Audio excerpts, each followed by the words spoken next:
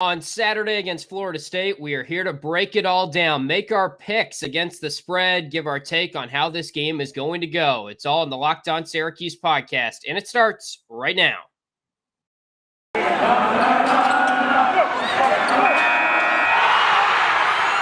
You are Locked On Syracuse, your daily podcast on the Syracuse Orange, part of the Locked On Podcast Network, your team every day.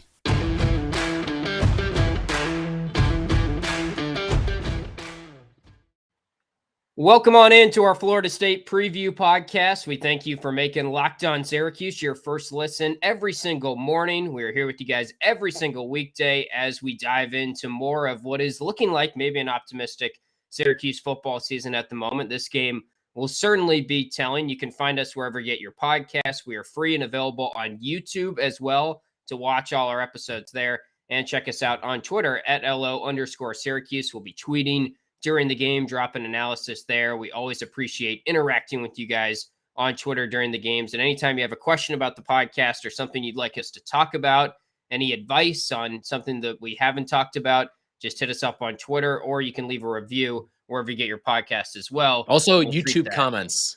We love comments the YouTube too. comments. Yep. Someone wants Rick Pitino as the next Syracuse head coach. He asked if that was really? a feasible possibility. And I think we have to explore that at some point, because you and I love Rick. We love Slick Rick.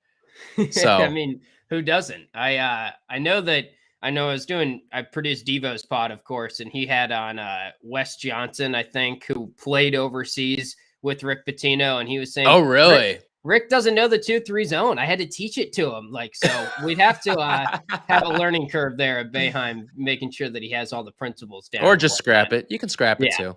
Anyway, we appreciate you guys listening. Let's dive into Florida State, because we talked about them a little bit on yesterday's show if you missed that, but it's kind of puzzling. This is an 0-4 club that has a lot of talent. I wouldn't say they've quit on their team or their coach here. I don't think it's necessarily a lack of effort when you see that they have come out in the second half. They put together some runs. They rallied against Notre Dame, lost that game in overtime in week 1. Jacksonville State is god-awful, no matter how you look at it. I mean, they're not a good team. They got blown out by Buffalo. Yeah. So that's a really, really head-scratching loss, and I'm sure many people saw how that game ended. Then they got crushed by Wake Forest, who I think is good, and they got beat by Louisville pretty bad. They rallied back, played a good second half. I also think Louisville's decent too, though. So part of me feels like they kind of have just run into a little bit of a tough schedule here. It's certainly possible. I mean, the Notre Dame game, I think people were optimistic, like Florida State football, this might be the up-and-coming team, and Norvell's finally figured out. But I saw a stat the other day. It was how in that loss against Louisville, I believe only 6 players that Mike Norvell recruited out of high school played in that game. Really? And wow. it kind of gets into like the whole like stepchildren thing. Like, I'm not calling him dad. I'm not calling him coach. Like, it's that sort of complex where it's like you've got this split locker room of guys that were recruited by Mike Norvell that fit under Mike Norvell's vision versus guys that aren't and maybe have checked out or started to check out at this point in the season because this isn't what they signed up for. They signed up for Willie Taggart. And obviously that experiment was a giant disaster, but this is kind of like a melting pot of sorts. And it's tough. It's tough to manage all those different personalities, especially when you're not very familiar with some of them.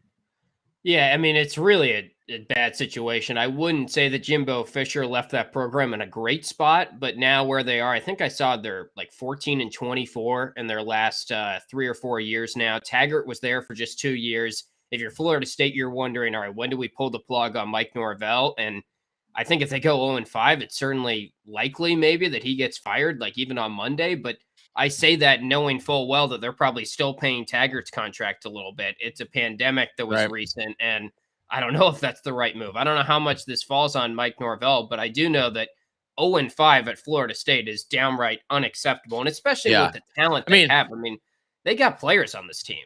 Right. Listen, 0-5 at Syracuse is unacceptable, right? So what do you think it's like at Florida State? I mean, that is, the sky is falling in Tallahassee.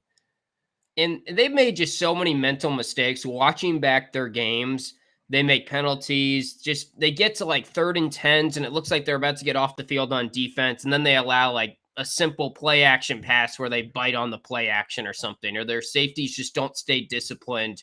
It's a lot of things that are just scream like not well coached and not well disciplined, in my opinion. Right. And I don't know if it's an effort thing because, yeah, like you could say, all right, if they were ever going to show up for a game, it would have been last week at home against Louisville, a game that you basically had to win. You heard all the noise all week about how you're 0-3 for the first time since 1976. They never go 0-4, blah, blah, blah.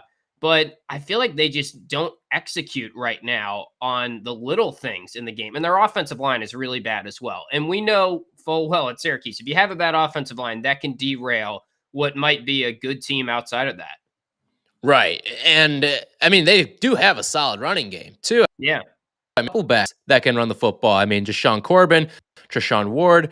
As good as Sean Tucker has been, I mean, Corbin's right up there with him right now in terms of the national spotlight, in terms of the conference rushing as well. So they've got some dudes that can run the football. But the thing is, we've seen how good Syracuse has been against the run, again, really just defensively, how good Syracuse has been. They have guys that can fly around, make plays.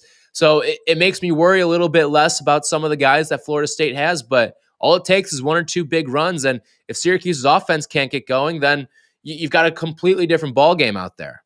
Yeah, and I think that's the thing with Corbin is he hits big plays. He's average yards per carry. He's like 9 yards per carry right now because I think he had an 80-plus yarder against Notre Dame. He's had several home run type of runs this year, and that's why his yards per carry is even better than Sean Tucker to this point.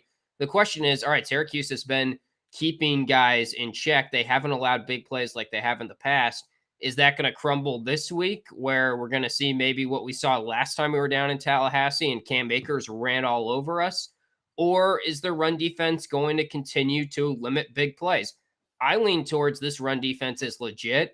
And if they made it 4 weeks without allowing big plays, I think they can do it another week here against Florida State. And if they do, that's so much of what Florida State has been able to do. They're kind of like Syracuse last year offensively, where when they do put up points, it's on big plays. So it's even a little bit misleading. They're even probably a little bit worse on offense than maybe it's showing. Right. It's not sustainable, right? I think that's what we learned about Syracuse's offense last year. And from a defensive standpoint, I'm with you. I lean more that this run defense is legit. And a big reason why the tackling has gotten so much better. So like it is night and day from a year ago. We saw those home run plays off of missed tackles in the secondary. You think of some of the young guys out there, Jihad Carter, Rob Hanna, that were sort of thrust into starting and having to make big plays. And I just don't think that's going to be as big of an issue because this team is so much better at tackling ball carriers and getting to the quarterback as well. I think they've made a living in that backfield all season long. Yeah, they should be able to get to the quarterback again in this scenario. I will say the tackling will be tested because Mike Norvell loves to just get his playmakers out in space. He's going to run a lot of zone options, zone runs, where it's just trying to get guys to the perimeter. Screen plays, try to get guys to the perimeter, similar to what Syracuse does. And while these guys aren't executing, they definitely have the ability to make you miss in the open field. They're at Florida State for a reason. Right. They were very talented dudes in high school and very athletic dudes. So this is a really big game for Syracuse tackling wise, and it's going to come down to, all right, can they make those plays on the perimeter? And can a guy like Justin Barron, who's moved into the rover spot, continue to build off of last week?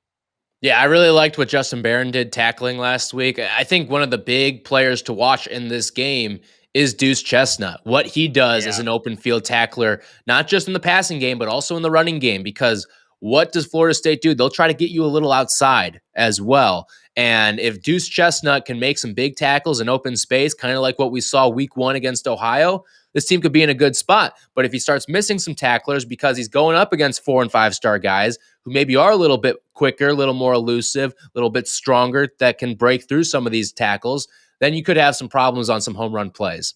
Yeah, I also think whoever wins the turnover battle, not a hot take here, this is typical with football, but that could play a big factor in this game because penalties too. Penalties. More disciplined team, I think, will win. Right. And that's going to be, or who is least likely to fall into their bad habits of discipline, because it's two teams that get penalized a lot in that category. We're going to do our prop shop picks in just a little bit. We'll get you Dabundo's digits as well as make our picks against the spread when we wrap up the show. But I want to tell you guys about Built Bar, which is my favorite protein bar out there. It is the most delicious protein bar out there. They've got 9 great flavors to choose from. You got coconut, cherry barcia, raspberry, even strawberry. You got an orange flavor that's really delicious. All these flavors are great. Tyler and I love dipping into a Built Bar box. It's like our favorite thing when it comes, and that notification comes into our inbox that it has come. You can also get a mix box where you get to try 2 of each of those 9 flavors and pick out your favorites when you do your first box today. Most of these are also very healthy for you. 17 to 18 grams protein is typical in a Built Bar, calories ranging from 130 to 180. It's like a delicious treat that is somehow good for you as well. So go to built.com today. Use our promo code that's locked15. It gets you 15% off your next order. Again, built.com is the website. Promo code locked15 for 15% off your next order at built.com. So time for the prop shop here. And I don't even want to say the records because, gosh, you are killing me in the prop shop this year. I mean, so Tim far. and Tyler, it's a rivalry matchup, Tim. You throw the records out sometimes when you do that. That's all you got to do. Florida State. I think I have the talent, but just shooting myself in the foot all season long with some. We had our first spread loss last week. Yeah, how about that? yeah. Which, I mean, let's be honest. We kind of did that to ourselves. We talked about how we were 3-0, 3-0, 3-0. Yeah, that was self-inflicted. Yeah. If we don't pump our tires up last week, Malik Willis doesn't fumble the ball and Liberty goes down and gets a touchdown, 28-21 your final. Right. Or they just kick the field goal maybe they're down on 4th down. But anyway, let's get into the prop shop. I'm actually very curious to see what you pick against the spread. We're going to get to that later. We haven't really, sometimes we talk about it during the week. I don't really know which way you're leaning right now, but we'll put a pin in that for now. First prop shop bet. It's funny because our first prop shop bet each game now has been a quarterback centered question. And it's most of the time been, will Garrett Schrader play? Well, going into this week, it is simply, will Tommy DeVito play a meaningful drive? I said yes yesterday, so I feel like I have to say yes today as well. But I got to tell you, I'm really torn on this. The way Dino's been talking, the way that Garrett Schrader's helmet came off last game and he still kept Schrader in there, it makes me think that he does have a lot of faith in Schrader right now, but I will lean yes for now. I'm also going to go yes here. Okay. I just think that the game plan, are we saying a full drive or are we saying he can come in for a couple plays? I would say full drive. What happens if he throws a touchdown? If he comes in one play, throws a touchdown? Well, it's like in a red zone situation where Schrader started the drive, no. But if he starts the drive and throws a touchdown, yes. Okay. I'm still going to say yes. I think that this matchup isn't very good for Garrett Schrader. I more towards DeVito, and I think Dino's going to see that at some point. Yeah, I think, look, if Schrader plays well, we're not going to see DeVito. That's my understanding of the situation right now. I totally agree with that. I just think that there will be some hiccups along the way. Yeah. Man, I kind of want to say no, but I'm going to ride with yes. I also need to catch up on you. By the way, our records, I'm 11-14-1. We had a push last week, down 460 overall. You are 16-9-1 and up 660 fake dollars, which I'm sure you I wish those were real dollars. Yes, yeah. But it's still got a big lead on me bragging rights wise. Next one, longest TD in this game. I set this at over under 44.5 yards. It can go from either side. I kind of just want to talk about this because two teams that, I mean, Florida State has relied on the big play a lot in seasons past. They're relying on it again this year. They have that running back who we talked about who can break a big play at any time. I think also Syracuse can get a big play off Florida State if Garrett Schrader is able to hit the deep ball and throw with some accuracy early in this game. If they set up the run, that's going to allow the vertical passing game to be there because they've allowed a lot of big plays. And I just think this game could come down to who hits that big play. Maybe it's a turnover, maybe it's offense, but it could be an evenly matched game that comes down to one play. I'm going to say that someone does hit a big play and goes over 44.5 yards in this game. I'll join you on that. I'll take the over as well. And I think the 44.5, it might come from DeVito. It could be one of those second half. I do think wherever it comes, it's going to come in the second half. Yeah. This is so interesting how the quarterback battle is going to go in this game because Dino. Because you're on your heels every single game. Every single game. Like, right. And I will say, like, yes, I think it would be wrong if this happened, but would you be totally shocked if we get the same thing from last week and 60 minutes, 30, 45 minutes before game time, you see the Stephen Bailey tweet that says Tommy DeVito is going to be the starter. Like, I wouldn't be shocked by that. I wouldn't. And honestly, it'd be kind I don't think it's right, but play, right? Like, if you're Florida State, then all of a sudden you have to scrap your game plan that you've been prepping for Schrader all week. Again, it would be disingenuous because the guy said that Garrett Schrader was starting back on Monday, but listen, doesn't mean anything. I'll say this too, and maybe he's had these conversations behind closed doors with his quarterbacks. I don't care if he lies to our faces about the quarterback every single week if you're winning football games. If you're not winning football games, then it's frustrating. But if you're winning football games, I don't care if you come out and say, you know what, Justin Lamson's starting this week. You know what, Dylan Markowitz, you're getting a chance this week. You know what? In high school, yeah, Taj, you played in high school, yeah. Chris Elmore, you can play every position on offense. You're starting at quarterback this week. Like, right. I don't care if he lies about the quarterback situation every single week if you're winning football games. Yeah. All right, next up in the prop shop, Sean Tucker. This is going to be interesting. He's a Heisman candidate according to RG3 right now. There's been a lot of 44 talk this week. Now he gets to go up against ACC competition, setting his over-under at 90.5 rushing yards. I think it's going to hit under by just a little bit, which is impressive that I feel like a down game for Sean Tucker will be under 90.5, and we're setting it at that high. But I do think Florida State's pretty stout defensively. They've got NFL players back there. It's going to be interesting because their defensive tackle, Fabian Lovett, has been out with injury. If he's playing, that completely changes their run defense. Don't really know right now as of us recording if he's playing, but I lean towards he will play, and they'll sort of minimize Tucker back there. Yeah, I'm with you once again, and we're agreeing a little too much for my liking right now, but I'm with it. You're leading. Yeah. I guess I'm just protecting a lead here. But I think that this game is going to be defensively from Florida State. You could see a very similar game to Rutgers because they have guys that can get in the backfield, top 30 in the country in tackles for loss, and they've gone up against some good teams. Like we've mentioned, like Jacksonville State's your fluff game, but Louisville, Wake, and Notre Dame, like those are three really quality opponents out of the gate. And if you're getting in the backfield against them, I think you could do it against Syracuse as well. So I think this might be a little bit of a tougher game for Sean Tucker. And I don't know if he's going to be able to have the big breakaway play because the speed and the strength in the secondary. Listen, Sean Tucker's a very good back, but you're not going to see him get those 70, 80-yard touchdowns against ACC competition. I just don't think he's fast enough. No, I agree with that. All right, first Syracuse touchdown. We'll run through the odds real quick. This is the only prop that I've hit like all year, so I'm excited to have this one back in the fold this week. Sean Tucker is plus 100 for the first Syracuse TD. Garrett Schrader, a rush TD, and second now, plus 220. Taj Harris catch, plus 330. Abdul Adams, plus 375. Anthony Quealy, plus 400. Damian Alford cracks the list at plus 550. A DeVito run, if we do see him start, maybe that could be it. Or Schrader just stinks and they never score until DeVito comes in. That would be plus 550.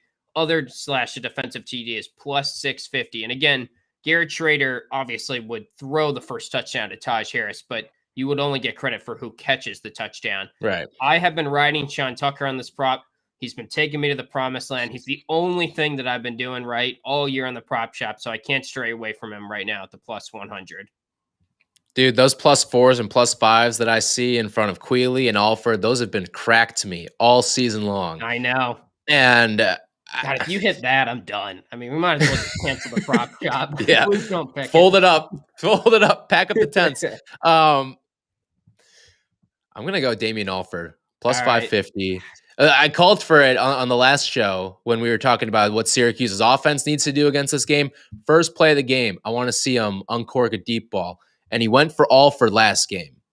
I wouldn't mind seeing that again. And if he connects, that's a plus 550 in the bag for me. I love Damian Alford's skill set too. I think it could lend itself really nicely against some of these young defensive backs. So give me Damian Alford on the plus 550. Man, you're going to make me – Syracuse is going to hit Damian Alford, my dude, who I've been advocating for all offseason on the first play of the game. And they're going to I'll feel like I won twice. And I'm going to be sad now because of this. This stinks. But, all right, that is our prop shop picks. We'll come back. We'll do our Bet Online segment in just a little bit where we pick our sort of picks over for the overall game, get you the spread and the over-under, and talk about how we see this game going down. Before we do that, though, we got to bring in our guy, Anthony Dabbundo. He's here with us on every single preview podcast. You knew him from the Daily Orange, maybe. Now he's at Action Network, dropping great insight, betting tips. You can follow him on Twitter at Anthony Dabbundo. And it is time now for Dabundo's Digits. The numbers you need to know. Anthony Dabbundo breaks down the biggest stats for this week's Syracuse matchup. Everybody! Dabundo's Digits. If you ain't taking stats, get the out the class. On the Locked On Syracuse Podcast. On the Stataholics, where you at? Let's go! Before we anoint Garrett Schrader, a quick reminder that Syracuse had 77 passing yards from its quarterback and only one completion in the second half of the game against Liberty on Friday night. His rushing ability is important for this offense, given that the Orange now are 12th highest in run rate in the entire country. Syracuse can win some games running the ball and playing good defense. Schrader's running ability may just make up for what's been an anemic passing offense. But the Florida State defensive front is statistically better than Liberty's, and this will be a tougher test than the Flames were in the trenches. Despite all the negativity around the program in Tallahassee, Florida State's defense is actually 24th in rushing success rate allowed and 44th in defensive line yards, both of which are better than Liberty and better than Syracuse's offensive numbers to date. FSU's defense doesn't have quite the pass rush, but they still rank 48th, which is good enough to get to Schrader and apply pressure, especially on passing downs. Syracuse only had one successful play on a passing down after the first quarter last week. The Noles don't allow a ton of big plays as they rank 43rd defensively, and that's even after playing much more explosive offenses, Wake Forest and Louisville in the last 2 weeks. One area where Syracuse does have a potential edge is in finishing drives, where solely because Florida State's defense has been so bad at preventing opponents from scoring touchdowns in the red zone. Like the Rutgers game, this will be a huge test for the SU run game against a bigger and better defensive front. Syracuse has to run the ball well, or they'll struggle to move the ball at all in this game. And flipping to the other side of the matchup is where this game gets really interesting. Syracuse is a much better defense than FSU is in offense. The Seminoles are led by former UCF quarterback Mackenzie Milton, who recovered from that gruesome leg injury a couple years ago. Great story, but the offense has been a turnover machine. A pretty major concern going against a Cuse defense that's ranked 12th in producing havoc, which is negative plays and turnovers. FSU turned it over 6 times against Wake Forest, 3 times against Notre Dame, and once against Jacksonville State and Louisville. They were outgained by Jacksonville State in that game as well. The offense is just 81st in rushing success rate and 88th in passing success rate. Both are worse than Liberty, and both are worse than Syracuse is defensively. The Noles offense has relied heavily on big plays, but as we said last week, the Orange rank 5th in preventing big plays and are top 40 in both tackling and coverage grades defensively, according to PFF. Even though FSU has allowed a lot of points this season, many of those came because of short fields and turnovers. Its defense is actually an underrated unit, and as a whole, that should make points hard to come by in this game. Schrader has to protect the ball and let Cuse make a play or two defensively to swing this game, because based on the numbers, long scoring drives are going to be very difficult for both teams in this matchup. Points will be at a premium. And while FSU is rightly a small favorite at home, if the Noles protect the ball, it's hard to see Cuse producing a lot of points here. Let's just say the Office of Dabundo's Digits is less optimistic than last week. All right, so less optimistic from Dabbundo. I got to say, though, big upgrade in the background for him this week. Man, I mean, he's got the Action Network. Where's that? What's that Twitter account, Room Raider or something like that? It rates everyone's like Zoom backgrounds. I mean, he's got The Office and everything, an Eagles helmet. I mean, that looks straight off of TV for sure. Right. He's on HGTV. Check us out on YouTube or something. Yeah, that's for the YouTube crowd. But thanks as always to Anthony Dabbundo. You can find him on Twitter at Anthony Dabbundo. He's got, I think on the Action app, you can track his bets. I think he's making some big money over there. So if you're every week, gambler, it's like tennis, soccer. I see names I've never heard of pop up on my notifications when he's got like over 12,000 followers too on Action. So he's doing something right. He's up a lot of units. I don't have the exact unitage right now, but if you follow his bets, you'll make some money. You really will. You'll follow him on Action Network. Yeah, right. You could use that right now in the prop shop. You could make some unitage. And to bring this all full circle, if you are into betting, also check out BetOnline.ag, because that is the #1 spot for all pro and college football action this season. We're going to make our picks with the BetOnline.ag spread in just a little bit. You can do so as well. Sign up for your free account today. They got an updated site and interface, tons of props, tons of contests. Even got your favorite Vegas casino games on top of all the sports that you like to bet on are on their website. And when you sign up for your free account, we've got the promo code Locked On for you. That's all one word, LOCKEDON. Locked On's the promo code to get you a 100% welcome bonus. Some serious savings, 100% welcome bonus on your first deposit when you sign up today at BetOnline, your online sportsbook experts. All right, college football fanatics, have you heard about Prize Picks? It is daily fantasy made easy. I love it. Tim loves it. You're going to love it too. Prize Picks is the leader in college sports daily fantasy and offers more college football props than anyone in the world. All the stars and even some of the mid-major players that you've never even heard of. Prize Picks offers any prop that you can think of, from yardage to touchdowns, even picks. All of you that deposit and use the promo code Locked On will get a 100% instant deposit match up to $100. You just got to use that promo code Locked On. 100% instant deposit match up to $100. Pick 2 to 5 players on an over-under on their projections, and you can win up to 10 times on any entry, and it's just you against the projected numbers. You can even cross sports as well if you want a little LeBron action once basketball season gets going. Maybe a little Patty Mahomes with a Garrett Schrader. All that stuff can be done on Prize Picks. So use their award-winning app on both the App Store and Google Play. You can get it done in less than 60 seconds. It's that easy. It's safe and offers fast withdrawals. So don't hesitate. Check out prizepicks.com and use our promo code Locked On, or go to the App Store and download the app today. Prize Picks is daily fantasy made easy. All right, time to pick the game. Very excited for this. I will say, to start out, we'll flash up the spread here. It's +4.5 Syracuse on betonline.ag. I saw the juices, if anything, leaning towards it might go even more in Florida State's direction and make them even bigger home favorites in this game. Over-under right now is 51 for that game. I do think the under is going to hit, and I think it'll be kind of a sloppy, ugly game. So I would feel comfortable betting the under. I don't know if I feel comfortable betting either side in this game, though. I usually like to bet Syracuse, if anything, because I'm already pulling for them. But if we're just looking at this objectively, I think it's a tough line. I think it's an odd game to pick, and I don't have a great lean on the situation right now. What do you think when you look at that spread? Well, I'm with you. I like the under here. I think there's going to be a lot of running of the football, which obviously is going to drain a lot of the clock and lead to that number going under the 51. And I'm also with you. Like, it is tough because you look at that number and it feels like something's fishy. And whenever something's fishy, the fishy team is, there's something there. And so that makes me think it's 4.5. You got to take the Florida State in the 4.5. But seriously, I could see Syracuse lose this game but cover. Like, Florida State has been bad this year and should not be giving more than a field goal to anybody. And to see that number at 4.5, you're moving through a critical number of 3 and 3.5. To me, I'm going to go with Syracuse. I'm not going to guarantee a win here, but I mean, the 4.5, this isn't an endorsement of Syracuse. This is more of a vote of no confidence in Florida State giving more than 3 points to anybody right now.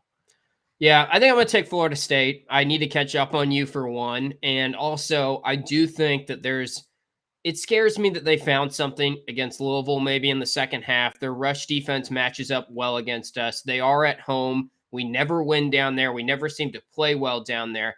I don't think Florida State's good, but I worry that Garrett Schrader matched up really well against Liberty, and he doesn't match up quite as well against Florida State. And now the cat is kind of out of the bag. They can sort of game plan for Schrader a little bit more. Maybe we'll see some Tommy DeVito. I wouldn't be against it if Schrader is struggling. And I hope Schrader proves me wrong. I hope he throws a lot better than he did last week and he improves in that regard. And I do think he will over the course of the season. But I'm going to lean Florida State to cover in this one. And I will say it's kind of against the trends. I looked Syracuse 5-1 against the spread in their last 6 games dating back to last year. Florida State 4-12 against the spread in their last 16 for whatever that's worth. So I'm torn. I probably wouldn't bet it. I don't feel too confident, but I'll take Florida State.